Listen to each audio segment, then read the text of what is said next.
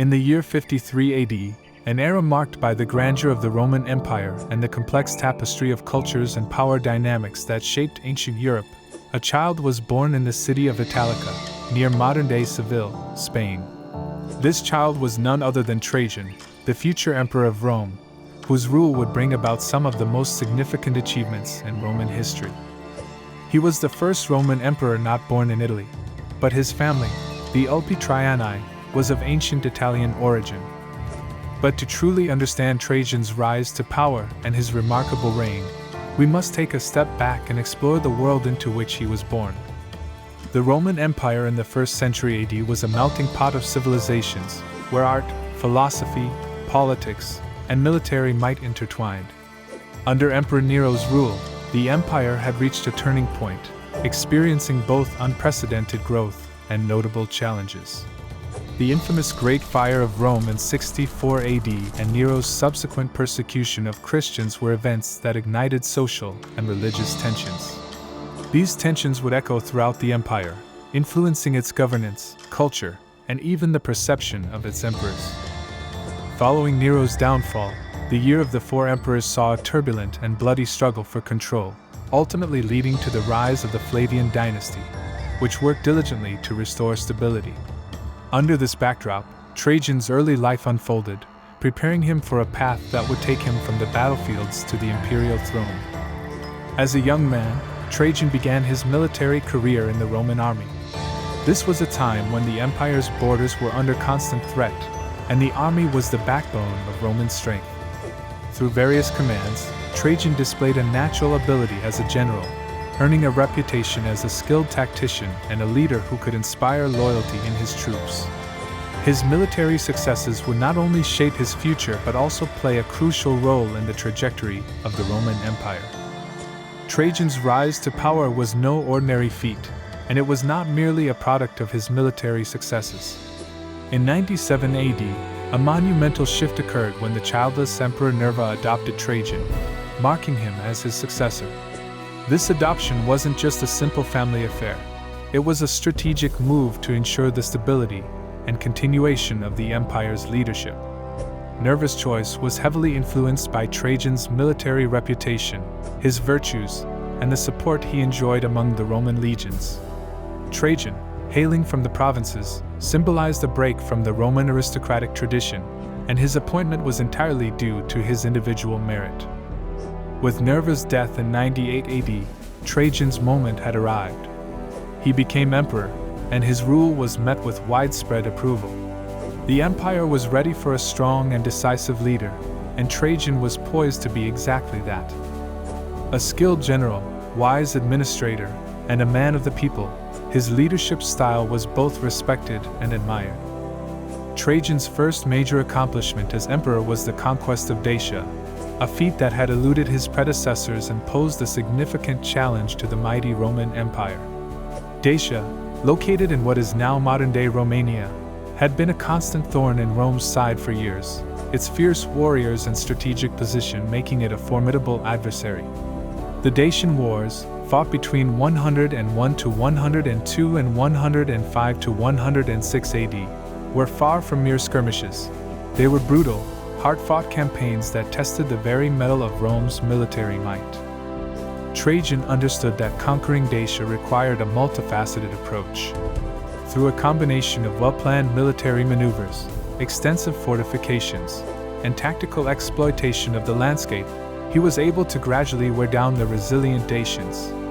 He constructed a monumental bridge over the Danube River, designed by his famed architect Apollodorus of Damascus, which not only served as a marvel of engineering but also as a vital supply line.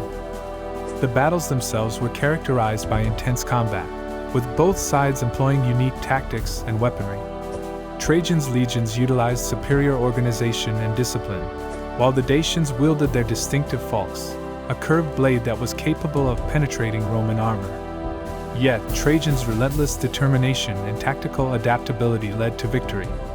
The final defeat of the Dacian king Decebalus in 106 AD marked the incorporation of the region into the Roman Empire. The significance of this conquest extended far beyond mere territorial expansion. It brought immense wealth into the empire's coffers, as Dacia was rich in gold and other valuable resources. To commemorate this great victory, Trajan's column was erected, a monumental masterpiece that still stands in Rome today. This column is not merely a work of art, it's a detailed historical record, with intricate carvings depicting the story of the Dacian Wars, showcasing the grandeur of Rome and the genius of its emperor. Trajan was personally involved in the planning and design of grand projects, such as Trajan's Column, Forum, and Market. These were not just structures, they were symbols of Rome's grandeur, its civilization, its strength. Among the most innovative measures of his reign was the Alimenta program, one of the earliest welfare systems in history. Essentially, the program was designed to support the upbringing and education of orphaned or poor children. Funding for the Alimenta came from both Trajan's personal funds and the revenue of state-owned lands. These funds were then invested in a way to create a steady income, typically through low-interest loans provided to local landowners. In return for the loans, the landowners were required to pay an interest, which was used to finance the Alimenta. The children benefiting from the program would receive regular support in the form of food and education, ensuring not only their immediate well-being but also equipping them with skills for the future. But Trajan's ambitions didn't stop at Dacia. In 106 AD, he annexed the Nabatean kingdom, turning it into the Roman province of Arabia Petrea. His vision was one of a united and powerful empire, and these conquests were instrumental in achieving it. Trajan's military genius was truly tested as he embarked on his ambitious eastern expansion. The Roman-Parthian relations were complex, filled with intrigue, power struggles, and long-standing territorial disputes. The conflict with Parthia, an ancient kingdom that had challenged Rome for centuries, became the centerpiece of Trajan's military endeavors. The stage was set in 113 AD when Trajan began his Parthian campaign. His objective was clear: annex Armenia and Mesopotamia, two vital regions at the crossroads of the ancient world.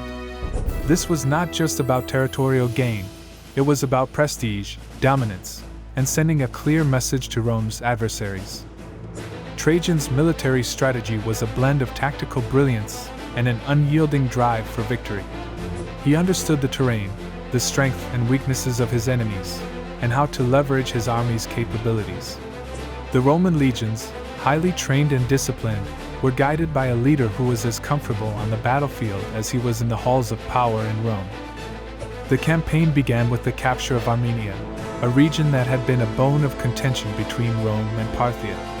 Trajan's forces quickly overran the Armenian defenses, placing a Roman puppet on the throne.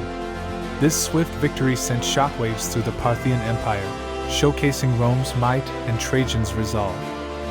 But the jewel in Trajan's military crown was the capture of Ctesiphon, the Parthian capital, in 116 AD. This was no easy feat, as Ctesiphon was heavily fortified and strategically located.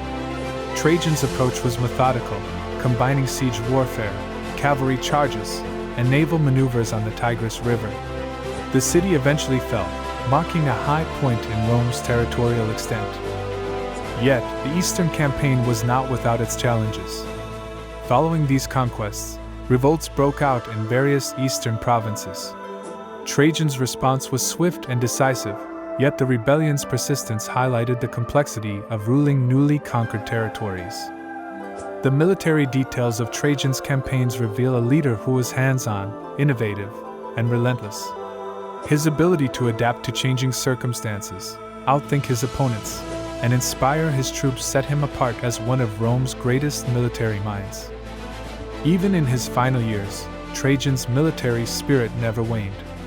His far-reaching journey took him to the Persian Gulf, where, legend has it, he wept, lamenting that he was too old to repeat Alexander the Great's achievements in India. And indeed, in 117 AD, while returning from his eastern campaigns, the great emperor fell ill. The precise nature of his illness remains unknown, but its effect was undeniable. As Trajan's health deteriorated, his journey back to Rome became a race against time. The emperor who had once marched with his legions, who had stood victorious in distant lands, was now frail, his body succumbing to the inevitable. This once indomitable ruler was trying to make his way back to the heart of the empire he had expanded and enriched. but he was unable to reach it one final time. Trajan died in Selinus, Cilicia, never to see Rome again. His ashes were later placed beneath Trajan's column, the magnificent monument that chronicled his victory over Dacia. It was a fitting resting place, a stone testament to a life of courage, vision, and leadership. Trajan's death marked the end of an era, the close of a chapter in Rome's glorious history. The Senate would deify Trajan after his death, a sign of his enduring popularity, a tribute to an emperor who had touched the lives of his subjects in profound ways. Trajan's relationship with Hadrian, his successor, is another intriguing aspect of his life. The connection was not simply political, it was personal. Trajan's wife, Plotina, was suspected of forging his will to favor Hadrian, though this remains debated by historians. It is a chapter in his life that adds a touch of mystery, revealing the complex dynamics of power and loyalty within the imperial family. The literature of the time portrayed Trajan in a positive light, unlike many emperors. Writers such as Pliny the Younger painted him as Optimus Princeps, or the best ruler. This optimistic portrayal was not mere flattery, it reflected a genuine admiration for his character, his rule, his humanity. It is a rare glimpse into how contemporaries viewed a ruler, often considered the apex of the Roman Empire. Trajan's story is not just a tale of an emperor, it's a portrait of a man who understood the responsibilities of power. In the end, Trajan's legacy remains unshaken, and his impact on Rome eternal.